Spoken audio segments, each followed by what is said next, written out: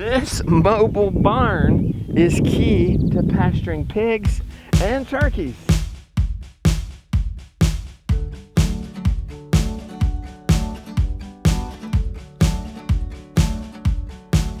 Rumsticks is the country's first and only shelf-stable pork snack stick made from entirely 100% non-GMO fed, pasture-raised, antibiotic-free pork.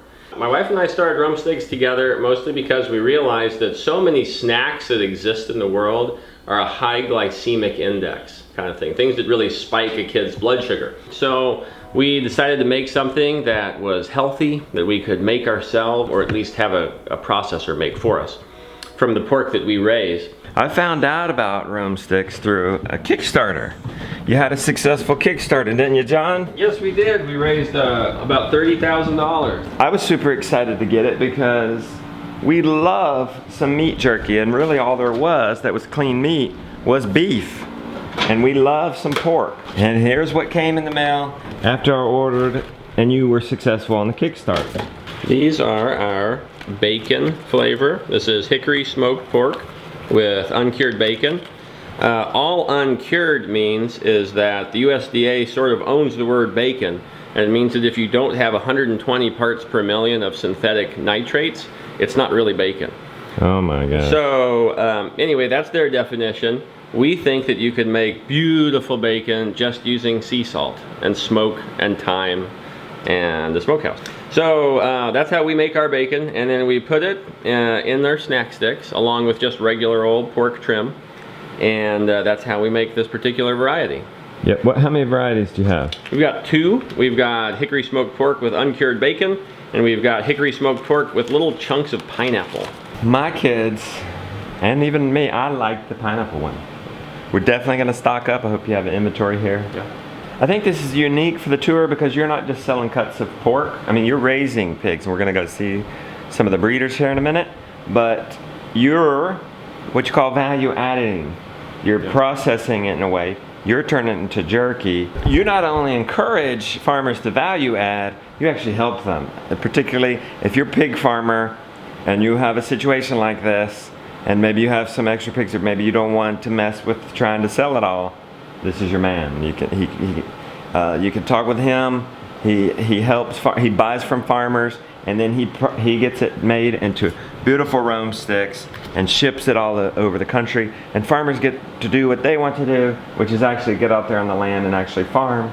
And you get to do what you like to do, and you like to help farmers, and you like marketing, and you like calling and doing all that stuff. He's got a bunch of packaging here. I recognize a lot of it.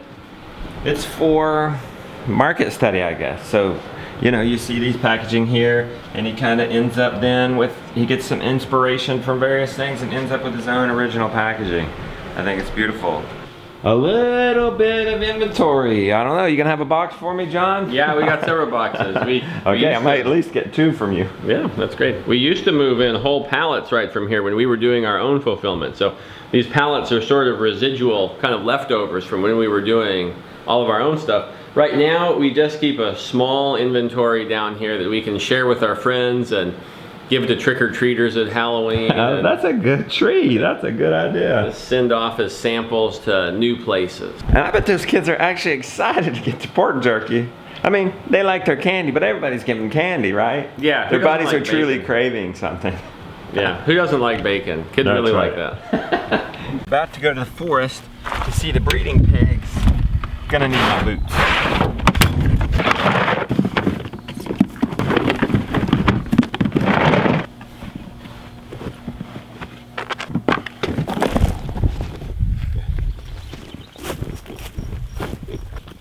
I got my 10,000 hours. Nice. You know. And this is the pasture that we utilize for our next round of pigs to be harvested. There's about 50 pigs in this group.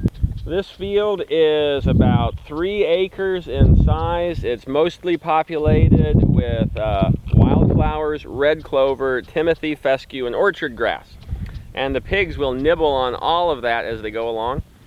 We supplement this group with 100% non-GMO grain, only non-GMO grain. They never receive antibiotics. They get a little bit of apple cider vinegar in their drinking water and all the red clover and grass they can eat. This group will come ready for harvest close to Halloween, and shortly thereafter the pork that's in our sausage and bacon and Rome sticks will be from this group. As the summer goes on, this particular group will rotate through this field so we get maximum positive animal impact.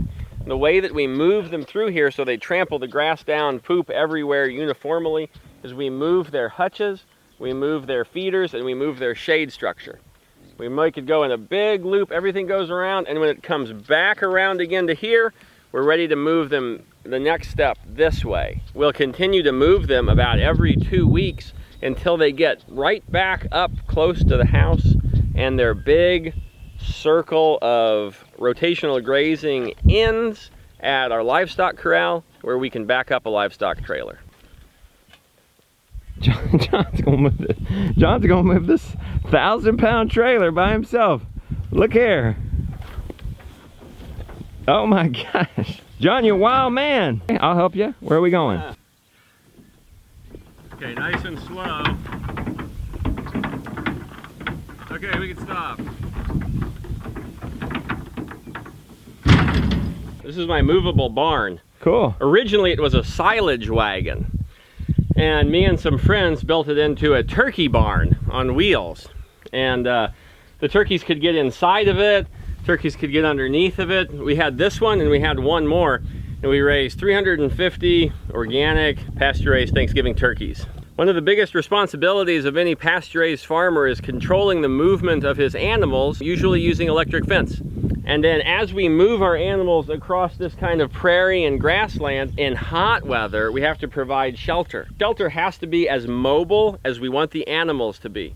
So we keep on moving this thing onto clean ground so they can continue to positively impact the grass, to lie it down flat, and to always be removed from their own waste. You know, we don't want them nosing around in that. So we keep on moving this thing. Most of the time we move this with draft horses, and we can move it anywhere we want it on the farm. Inside of our mobile barn, we have a whole bunch of step-in posts, and then we have a few of our kind of cheapy fiberglass posts. We have extra water line in case something goes wrong with our water line. And we have a whole bunch of straw bales. The straw bales were from the springtime. You know, our moisture, our precipitation peaks in April and May here. And sometimes those months can still be cold, and we have our baby pigs in those months. So if we experience a lot of precipitation, all of this straw was here so that we could fill up the mama pigs' hutches with straw so they had nice clean bedding for their babies to be born on.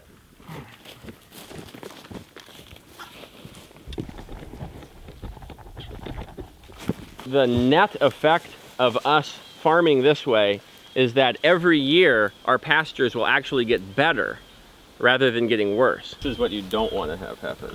You can hear it, guys. Listen guys. Now this whole fence post this is not hot. So this part was touching this and making this whole thing electric, which this is essentially a ground rod. Yep. So it just kills the battery. Your pigs aren't gonna get out under there? They don't really want to. Everything they want is in here. What do they want that's in here? Shade, water, feed, and companionship. Secret to keeping pigs in, guys. Just give them what they want. This is our breeding herd, and they traditionally like people because every time people show up, something good happens. Aw, that makes sense. They get a treat, or they get fresh water, they get fresh grass, they get a mud wallow to work on their complexion in.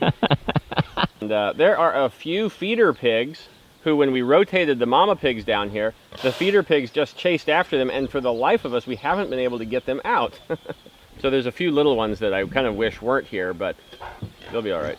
Let's walk around the woods here and see if we can find any more pigs. All right. Piggy, piggy, piggy, piggy, piggy, piggy, piggy, piggy. I hear one. There's one.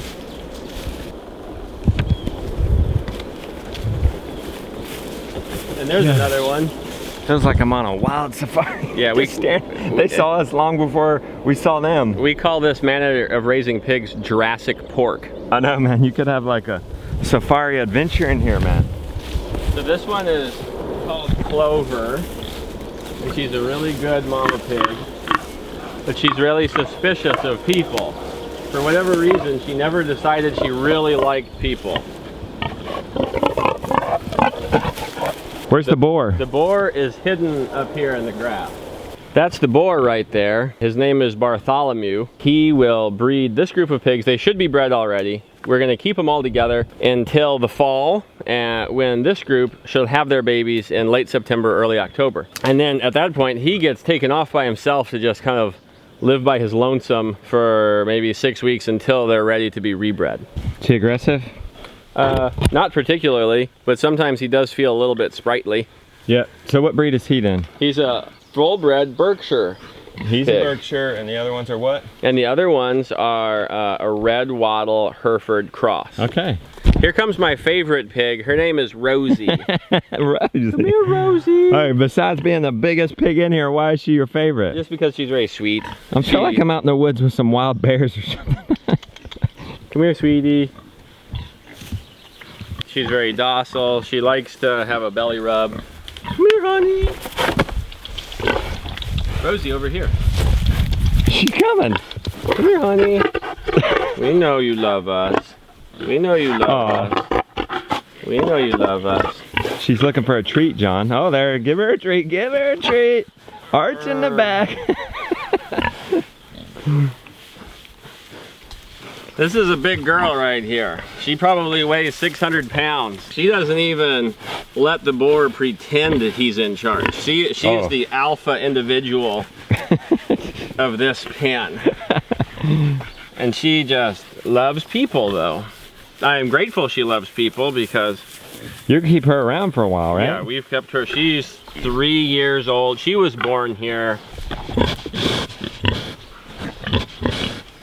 Who's this one? This is Emma, and Emma wants a belly rub. He says, what are you doing messing with my ladies? Thank you so much, John. You got a beautiful thing going on. It's so hot. The word on the farm is that you got a swimming hole nearby. Yes, we do, and we'll head there this afternoon when my kids get back at Santa Fe Lake. A little water slide, a little sandy beach. Let's do it. That sounds like fun. Good afternoon. Time to swim.